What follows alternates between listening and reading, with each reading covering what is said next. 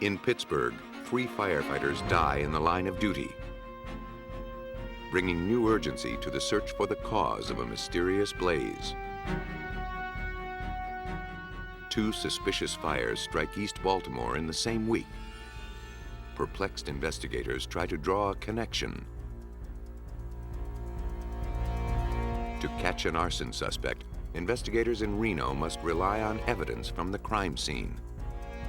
But what kind of clues could survive the 1400-degree inferno? When fire strikes, it's sudden, unexpected, and rampant, consuming almost everything in its path. But through forensics, arson investigators can piece together what's left and raise the truth from the ashes.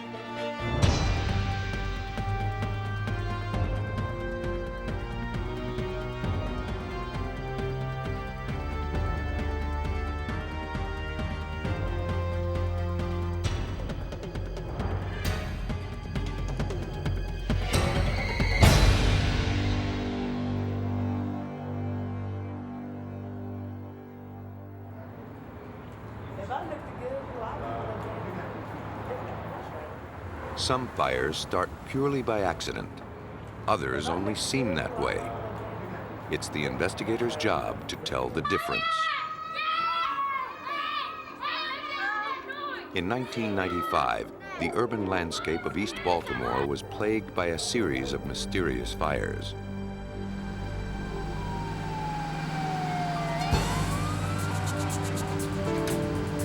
In July, firefighters arrived at 1311 Rose Street to find the row house completely engulfed. No one was living there, but the fire claimed 1 casualty. A vagrant had taken shelter that night in an upstairs bedroom.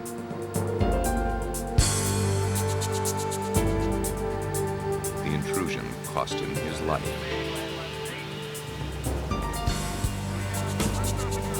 The Rose Street fire was the second lethal fire in the neighborhood in days.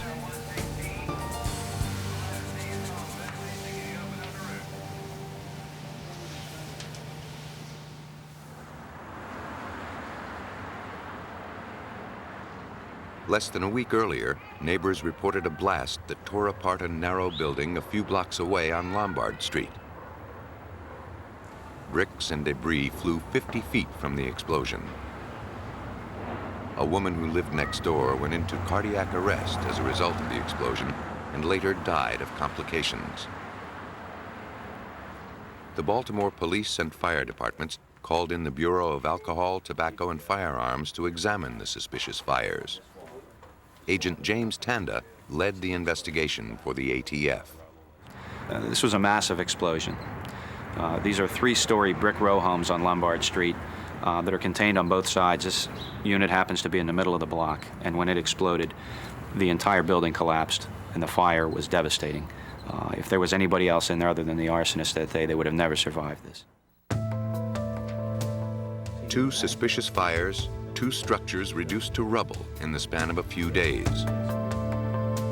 The ATF suspected they may have been connected to something bigger. Over the past few years, 13 fires in nearby buildings racked up more than $2 million in damage. I think it was just... Yeah, it was committed.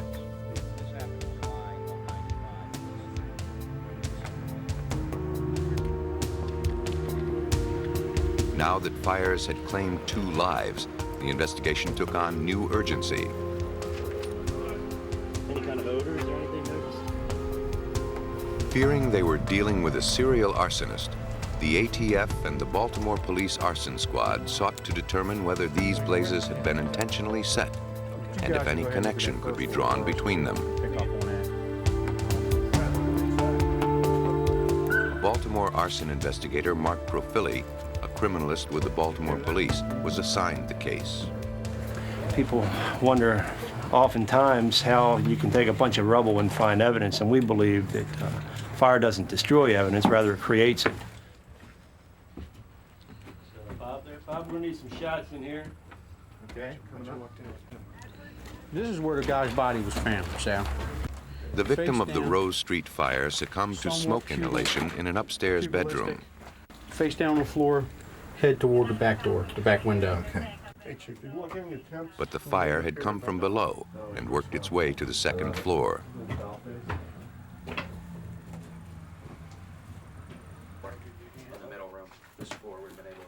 The investigative team's objective was to find out exactly where it started.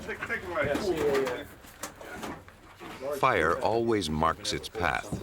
Smoke and burn patterns are the first clue at any scene.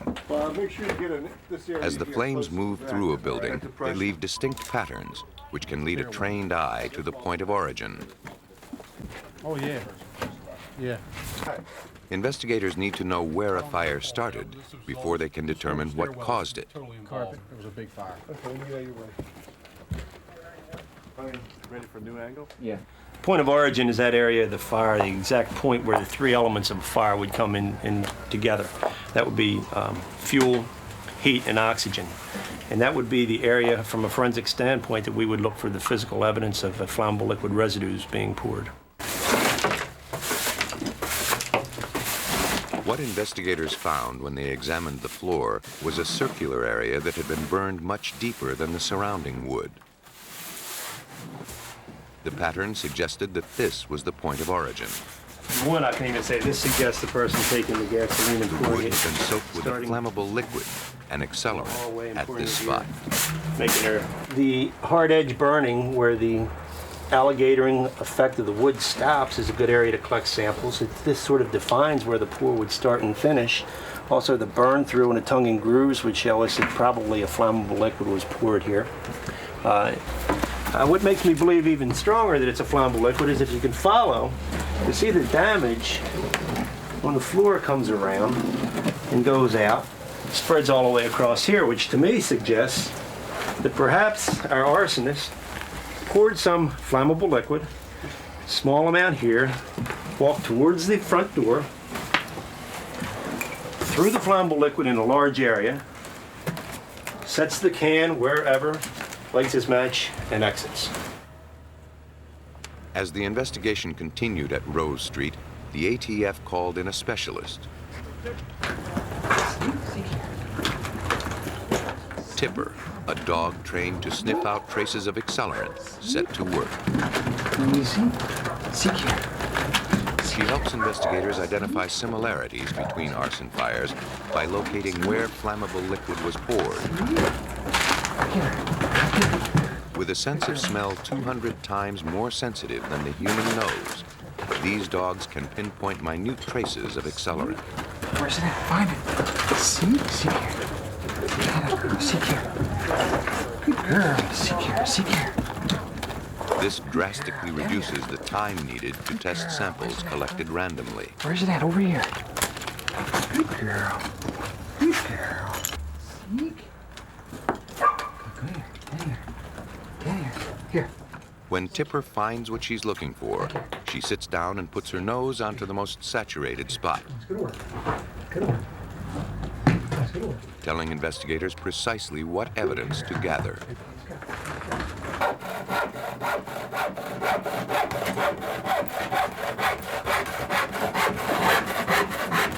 Samples are then collected for analysis. Okay. Fingers. Okay. Cut that up and put her in the can. That's perfect. Accelerants ignite with devastating ease, but are reluctant to burn away. If the wood hasn't burned to ash, traces of the vapor will remain locked inside. Pine. This pine right now. Water from the fire hose actually seals it inside the material. In these scenes, we collected burned wood from the points of origin of the fires. We also collected any burned pieces of wood or clear pieces of wood that Tipper, the canine, hit on. Okay. Sections of wood are carved from the remains, placed into paint cans, and firmly sealed to prevent evaporation. Oddly, Tipper kept hitting on a portion of the hallway that didn't appear to have been affected by the fire.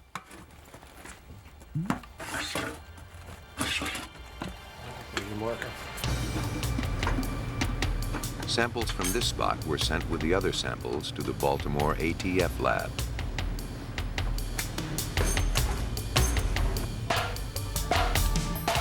In the lab, evidence cans are pierced and a pipette filled with activated charcoal is inserted. If accelerant is present in the sample, it is absorbed by the charcoal as it vaporizes. The charcoal is then tested for any traces of accelerant.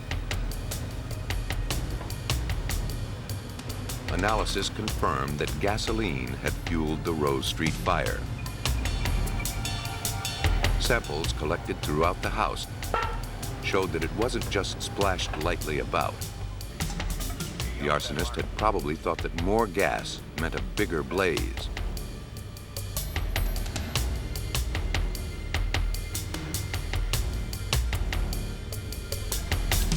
But that's not the way fire works.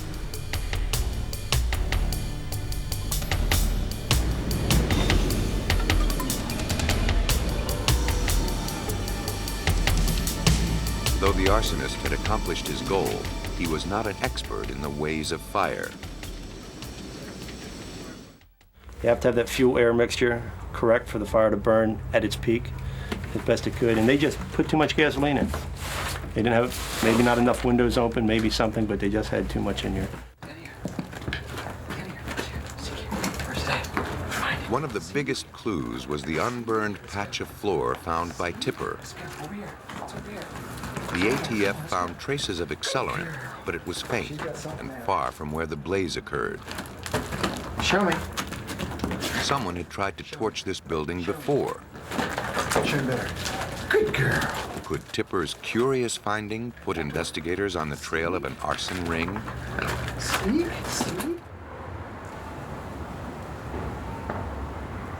In the center room. Tipped off by their canine specialist, investigators discovered that 1311 Rose Street had burned before. Jim and I was on. 2 years earlier, the building's owner, Robert Milligan, had received several $1,000s on a fire insurance claim. Any money on this? No, not to my knowledge. Baltimore police interviewed Milligan, a businessman who owned and operated a number of low-income rental units. Serious as far as how? Well, it doesn't appear to have been normal. He told the investigators that the fires may have been set by his tenants, who were angry over recent eviction notices. Quite a coincidence. Meanwhile, an investigation into the explosion on Lombard Street indicated that it, too, was oversaturated with gasoline. But in this case, the gasoline was spread with a bug sprayer found at the scene. The high concentration of aerosol gas is what caused the explosion. That's where the dog hit up here. It seemed the arsonist had tried to refine his technique. It looked almost like a trail. The Baltimore Police Department's arson squad questioned residents, hoping to locate a suspect. Officer Sinclair, Baltimore Police Hi, Department. nice to see you. Are you telling them about what happened? Residents of Rose Street reported that they had been evicted just before the fire broke out.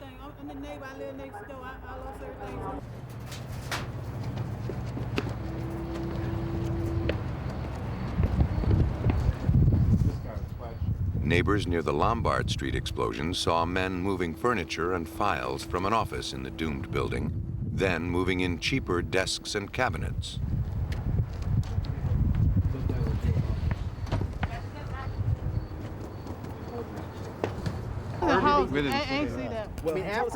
The more questions the police asked, the more suspicious and similar the fires became. My house was on fire, just like you knocked on my door. It was on fire. Out of there. Looking through fire department records, detectives learned that too much gasoline had also been used to start a fire on nearby Bradford Street in June 1995, on Gough Street in April 1995, and on Linwood Avenue in October 1994. Chances are they came all the way over to the... They were paid 13 similar arsons had occurred in a 2-mile radius in the past 2 years. Every fire fit the same profile. Too much gasoline poured in the middle of the floor. From the time they did Goff Street, it was in April of '95 until Bradford Street was just 2 months. It was April to June. And then from Bradford Street to Rose Street was within days. They actually literally went from June 28th to July 1st to July 4th to July 10th. So in a 2-week period, they did 5 arsons and attempted to do 5 more. Besides their location and their fate, on the surface, the buildings had little in common. They were owned by different people.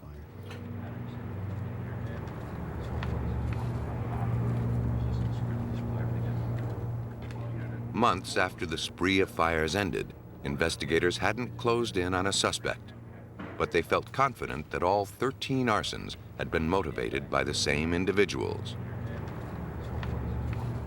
Now they had to find them.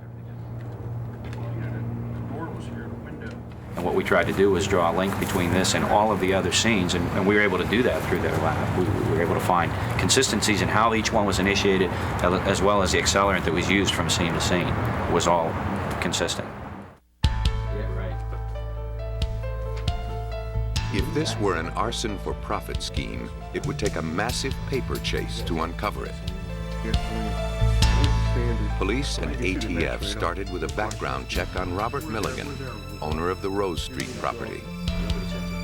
They learned he was in deep financial trouble. His businesses and rental properties were failing. His debt exceeded $60,000.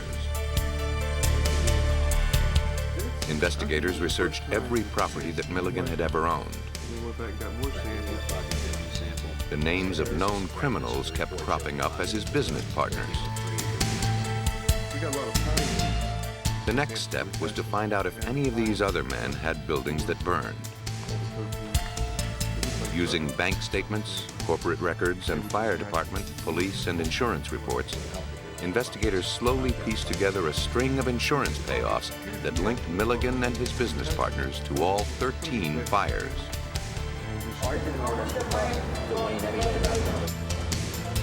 But who was actually striking the match?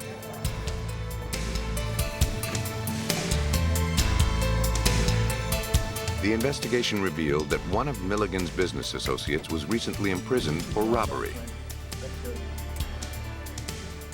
Agents went to the Maryland Correctional Institution to interview him.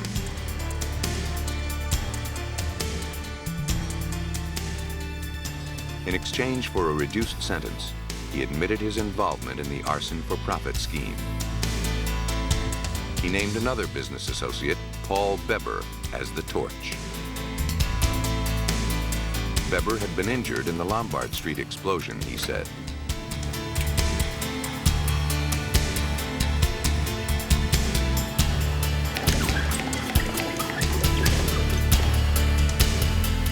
The informant told police that Beber had modified his usual pattern, using a bug sprayer to saturate the Lombard Street house.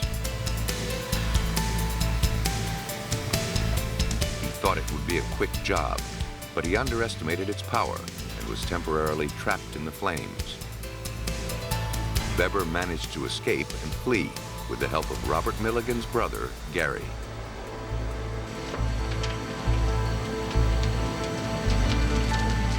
Crawled out of the rubble with 2nd and 3rd degree burns and crawled back through the alley to the awaiting getaway car.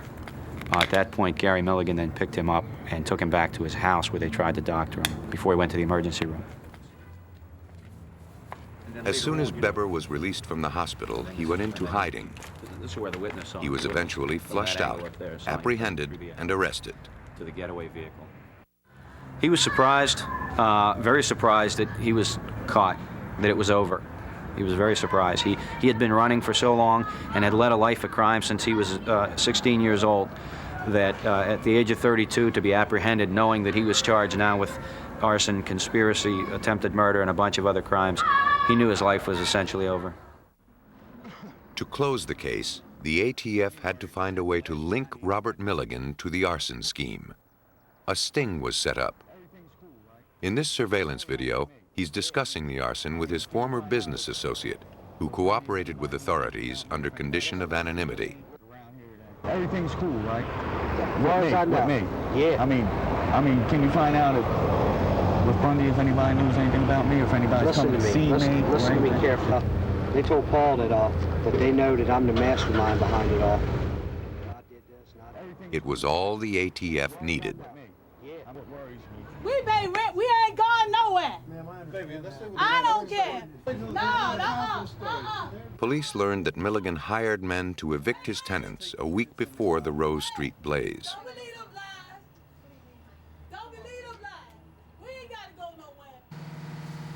Once he was certain the house was clear, Beber set the fire. Milligan didn't count on a vagrant becoming trapped in the building. Milligan even had police on his payroll to ensure that his people would not be caught. But in the end, his arson for profit ring collapsed.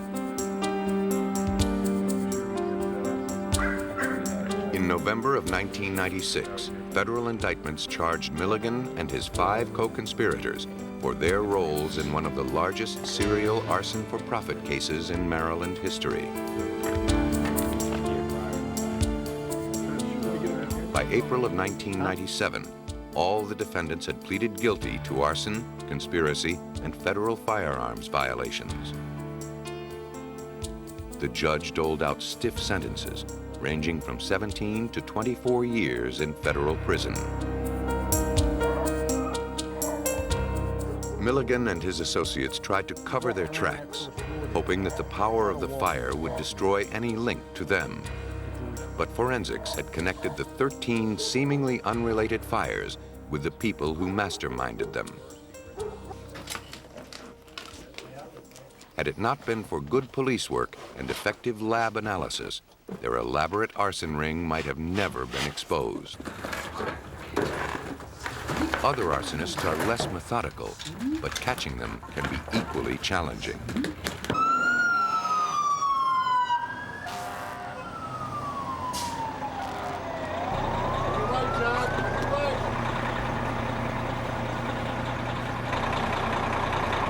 On November 18, 1992, firefighters from the Reno, Nevada Fire Department were called to a large fire. The blaze tore through the Mental Health Medical Association building. It took firefighters more than 10 hours to conquer the blaze. The fire destroyed the 3-story building and the expensive medical equipment inside.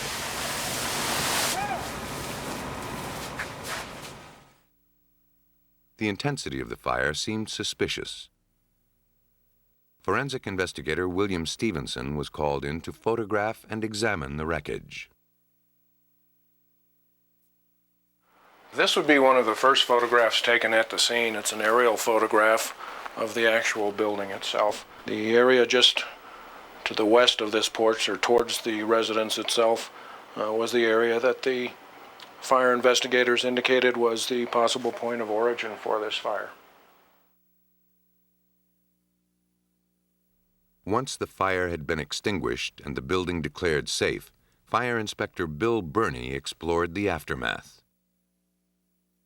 He suspected an accelerant had been used. And I thought it was highly unusual to have so much water on the porch to see flames burning on top of the water. A typical house fire burns around 800 degrees. But judging from the burn patterns and amount of damage, temperatures at the entryway reached 1,400 degrees.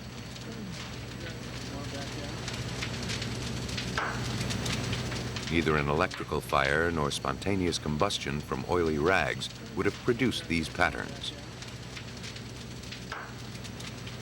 They were clearly signs of an accelerant. They included a well-defined pore pattern and severe alligatoring, indications of intense heat in a short time. Bernie and Stevenson looked for something to link the arsonist to the crime scene. Despite Stevenson's careful documentation of the fire damage, no compelling clues surfaced. The destructive capabilities of the fire had actually burned up a lot of evidence. And when I left the scene that day, we had virtually no physical evidence to connect a suspect to that scene. That wasn't surprising.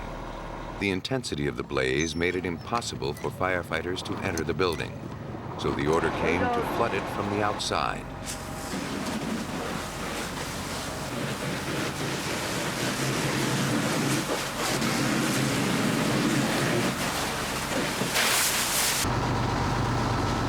After a 10-hour dousing with thousands of gallons of pressurized water, most of the accelerant had been washed away.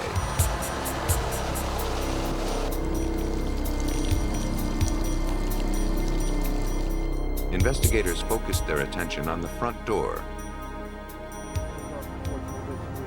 the apparent epicenter of the blaze. Near it was a shattered window. Bernie suspected that was where the arsonist poured the accelerant. I determined that the point of entry, how the fire was set, is the suspect used a flammable liquid container, probably a 2-gallon or 5-gallon gasoline, and broke a window and used this motion to pour gasoline through this window, therefore possibly cutting the back of their hand or some portion of their hands. If Bernie was correct, then whoever broke the window may have been cut in the process. Could the arsonist have left blood at the scene? It seemed unlikely. Even if he had been badly injured, the evidence would have been washed away or covered with grime. While the investigators scoured the building for clues, their big break came from across town.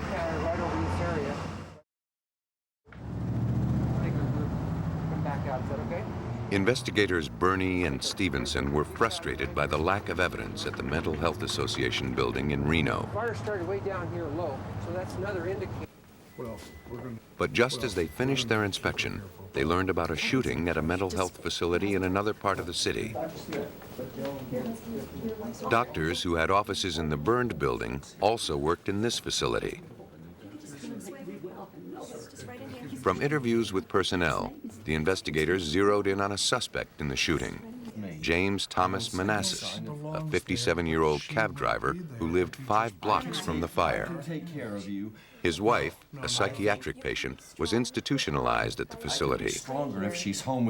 He believed that after 2 years, she was only getting worse. She has been making great strides. I want her to come home. Calm down. She has to come home with Growing me. frustrated, he directed his anger at the doctors, whom he considered responsible for his wife's decline. No, I'll take care of her. Calm down, sir. I will take You're care of upsetting you. your wife. He demanded that his wife be released, or he threatened to take matters into his own hands. Doctors refused. For nearly 2 years before the fire, Manasses continued pressuring doctors about his wife's care. I'm sorry, you cannot see her tonight. You know when visiting hours According to one of the psychiatrists, Manasses made death threats and promised to burn down the building. You understand. You know the rules. No, I would like to see my wife tonight. Everything all right, Dr. Keel? Waving that gun around. On November 18th, just 5 hours after the arson at the mental health offices, someone had fired 2 shots through the windows of the mental health facility, wounding 2 doctors. Whoever fired the shots fled without being seen. From where you were standing, what did you see? Police decided to take a closer look at James Manasses. Standing in front of me.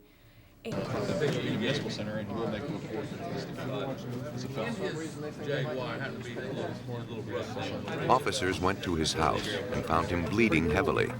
Up on Cleveland Street. Both of his hands were severely lacerated. He was brought to police headquarters for questioning. Manasses claimed that he was wounded with a knife during a mugging the previous night. We went out to this location in order to try and verify the fact that he had indeed been attacked here and look for possible physical evidence of that attack. When we arrived at the area, we did a very close examination and we did not find any blood anywhere around this particular location. Yeah, that's a nice picture there. It's a good shot of that. Armed with a search warrant, investigators returned to his house. They found a streak of blood on his car door and several spots of blood inside the vehicle. Kind of stuff here. In the house, they found that Manasses had made no effort to conceal the copious amounts of blood. Oh, we got some blood here. Get a shot of this. In the kitchen, they found blood at the bottom of a bucket.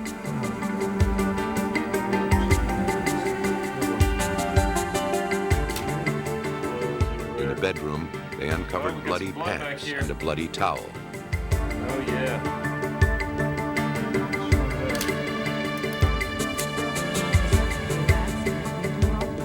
Given his suspicious wounds, weak alibi, and ardent threats against the mental health care facilities, the police felt they had enough cause to arrest him.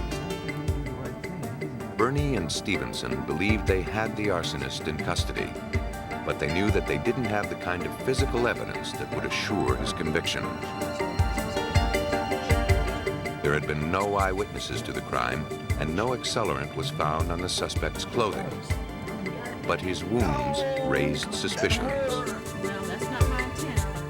In reality, Reno PD detectives believe that these lacerations were actually caused by the action of the broken window glass to his fingers at the fire at the point of origin. Set fire inside the building on his way out. The only physical evidence to connect him with the scene of the fire would be blood from his wounds, if it survived the inferno. Stevenson was familiar with a laboratory technique in which bloody fingerprints are baked to stabilize them. Was it possible that a viable droplet of blood had been preserved by the intense heat and survived the water and soot? Right by his left foot all the way over to the door. It was a long shot, but at this point, it was all they had.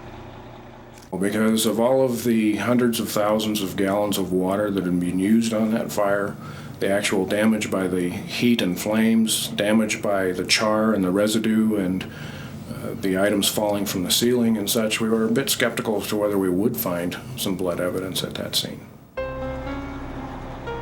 If there was any blood at the scene, it would have been baked into the concrete.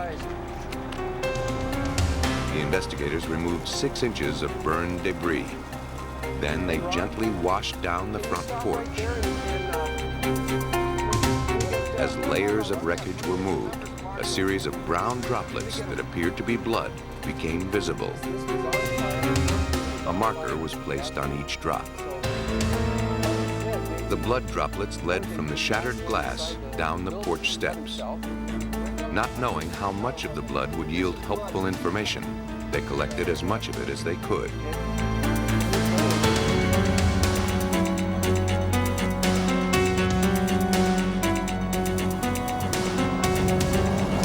Removing the samples wasn't easy. Normally, blood is collected with moistened cotton swabs, but these droplets were much less accessible. The team had to use a scalpel to scrape it from the concrete. The only hope of catching an arsonist was to find his signature in these charred flakes of blood. There it is. The blood samples collected from the burned steps of the mental health building were sent to the Washoe County Sheriff's Office crime lab for analysis. The serology department did a preliminary examination to confirm that the blood was human. The specimens were then sent to criminalist Rene Romero to determine if viable DNA could be extracted from them.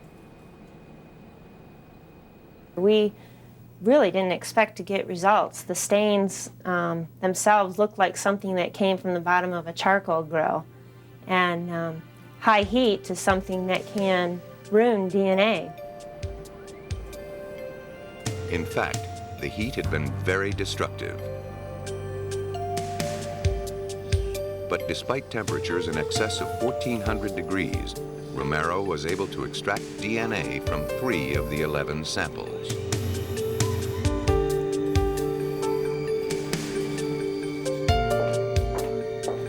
next step in profiling the blood droplets was RFLP, the most complex DNA test.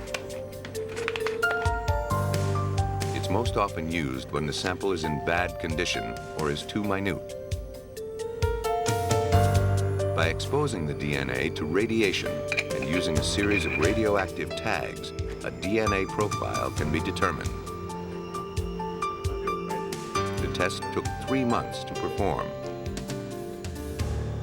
The RFLP process worked on only one of the 3 DNA samples. The bar pattern it generated was then compared to that of the blood drawn from James Manasses. Was 1 in 500. Romero's statistics estimated that the frequency of this particular genetic pattern is 1 in 500,000. The population of Reno is just over 80,000.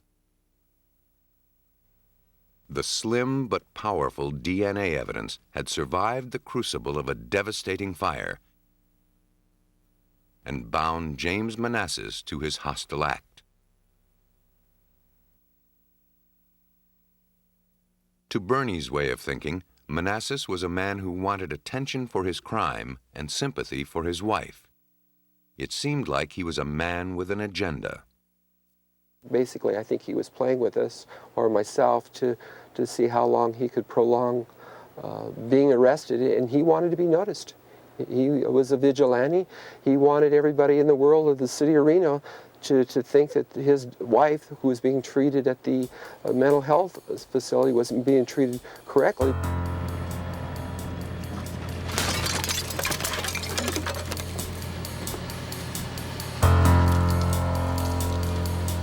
For his crime of arson and the shooting attack on the clinic, James Manasses received 76 years in jail.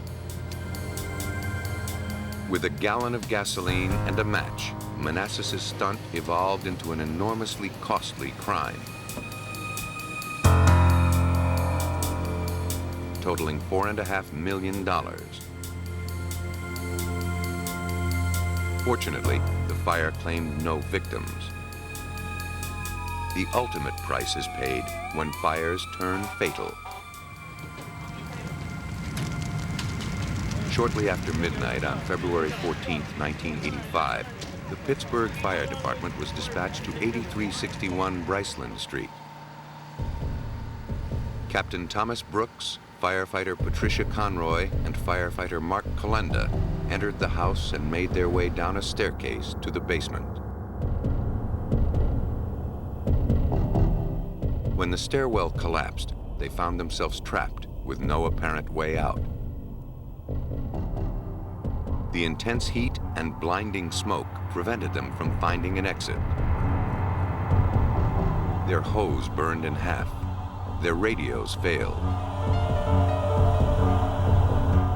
As the fire continued to rage, the oxygen in their tanks ran out. It took several hours to extinguish the blaze and evacuate the fallen firefighters from the incinerated home. Brooks, Conroy, and Kolenda could not be revived. None of the Buckner family, who rented this house, were injured in the fire.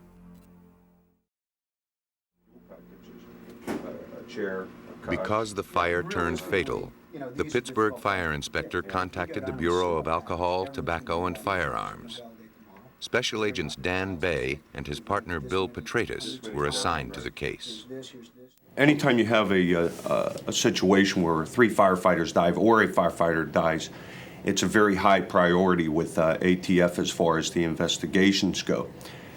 They requested us in the early part of the investigation, actually right after the fire, to make a determination on the cause of the fire. The agents tried to discover how these firefighters had died. The house, typical of the Pittsburgh area, appeared to be 2 stories from the front, but was actually 4 stories, built into a hill. This layout contributed to the firefighters' disorientation. They failed to notice their passage to safety. They didn't realize that this door could be opened. They thought it was a dead-end closet, so this access was blocked. Their exit route, following the route they used to come in, was blocked because of the collapse.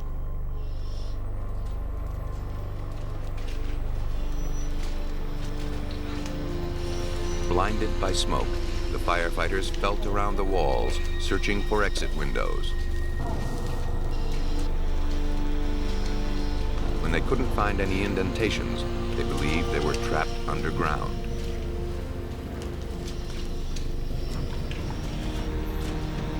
What they couldn't know, as their air supplies dwindled, was that the room had several windows, but they had been weatherproofed and covered with heavy plexiglass. The fire was too hot for other firefighters to come to their rescue, and there was no way to contact them. The 3 firefighters could not be saved.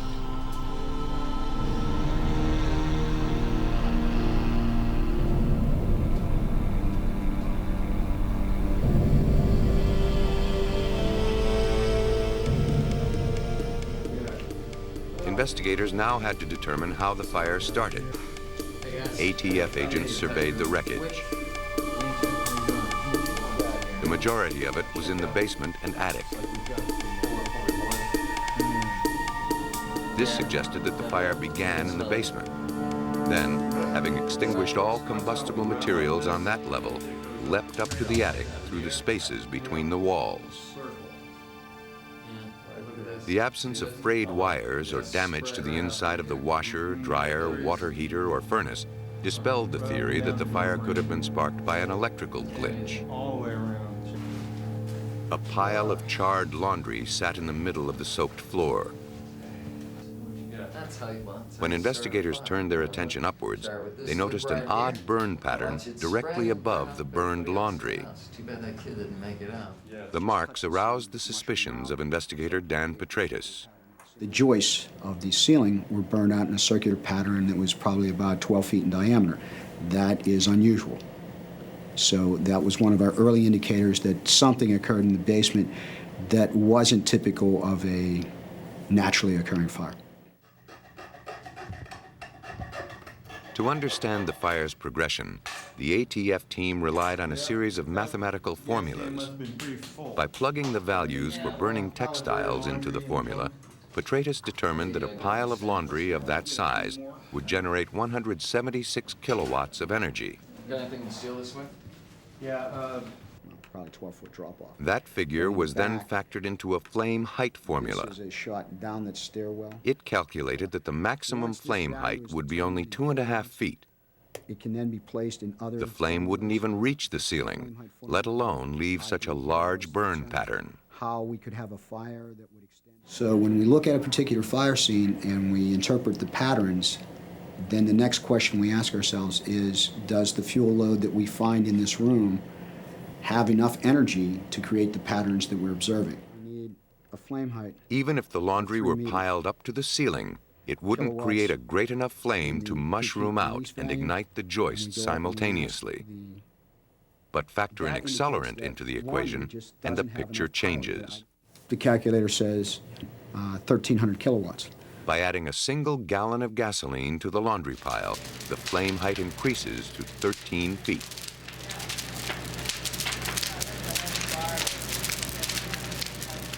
This model fit the burn pattern on the ceilings and the joists. There was no way that a laundry pile could fuel a fire powerful enough to burn the ceiling unless it had been enhanced with an accelerant.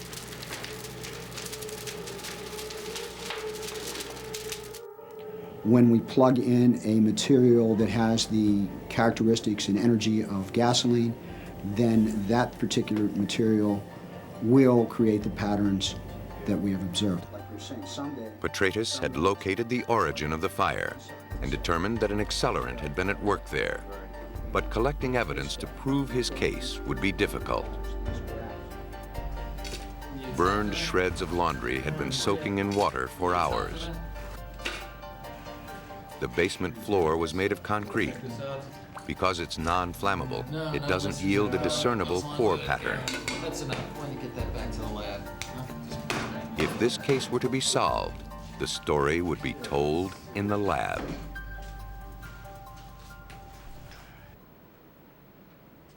The ATF lab in Rockville, Maryland was called upon to analyze samples of laundry, wood, and some cement chips from the floor of the house that burned in Pittsburgh.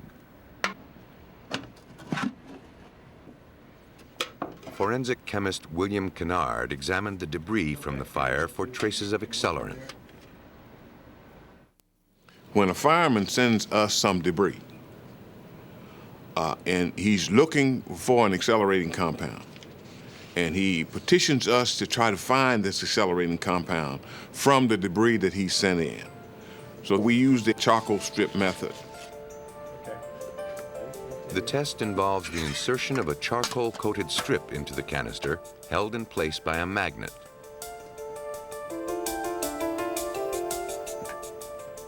The can is then heated to about 100 degrees Fahrenheit.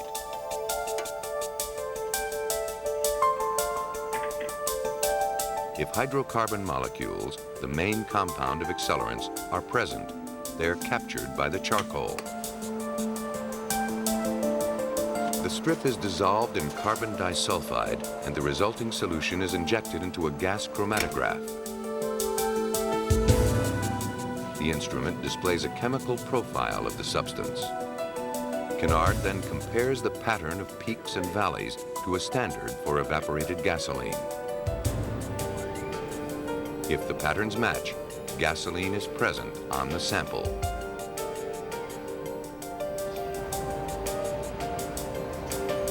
Kennard found remnants of the accelerant in 6 of the samples from Bricelyn Street.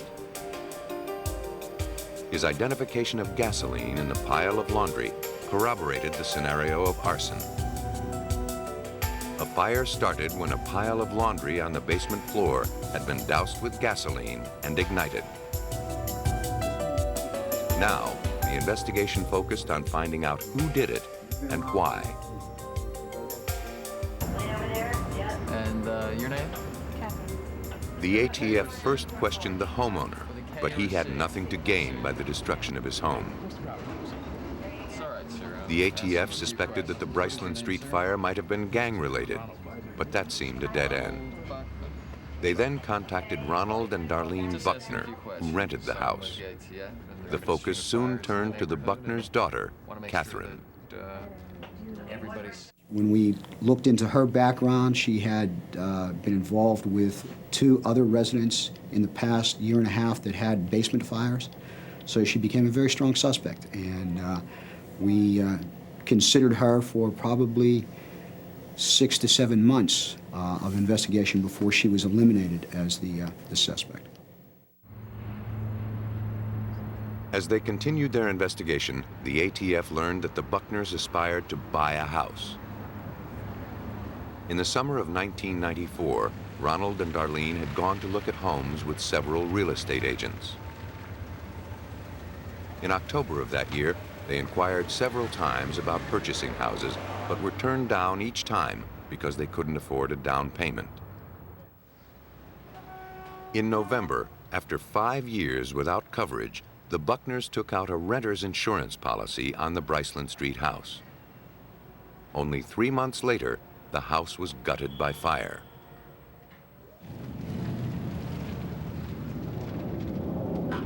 The insurance company paid $20,000 on their claim. What the company failed to notice was that the day after the fire, the Buckners resumed their house hunting with new enthusiasm. As soon as they received a check from the insurance company, they put a down payment on a new house, one that they'd been eyeing since the previous year.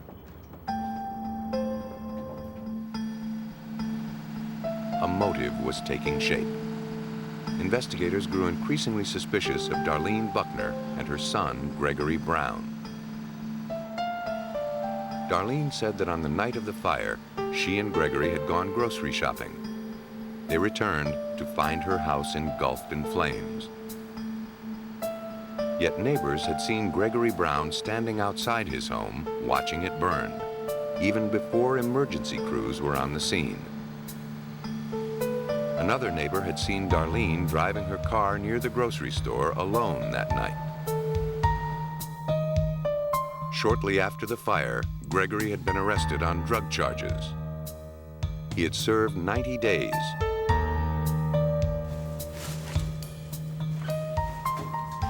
ATF agents interviewed his cellmates. They told the ATF that Gregory bragged about setting the fire that killed 3 people and landed his family in a new house.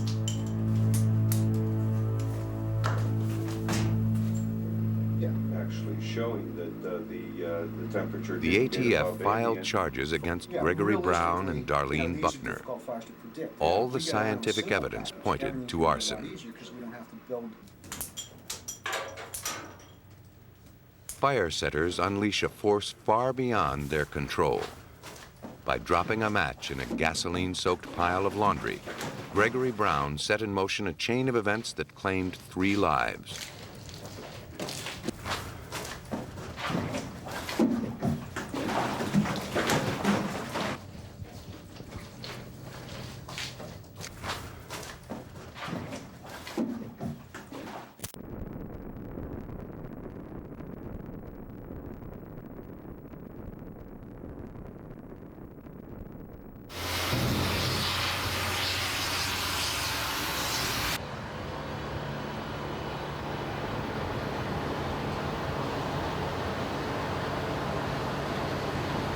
The jury found Gregory Brown guilty of 3 counts of second-degree murder, 2 counts of arson, and insurance fraud.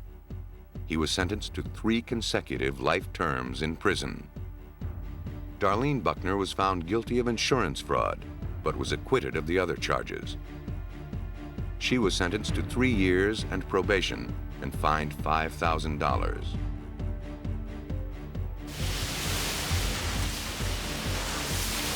Defying the arsonist's intentions, a history of the crime is forever etched in the scorched and blistered rubble left behind. Through computer modeling, trained dogs, chemical analysis, and astute observation, forensic investigators are able to reconstruct the crime and read the story from its ashes.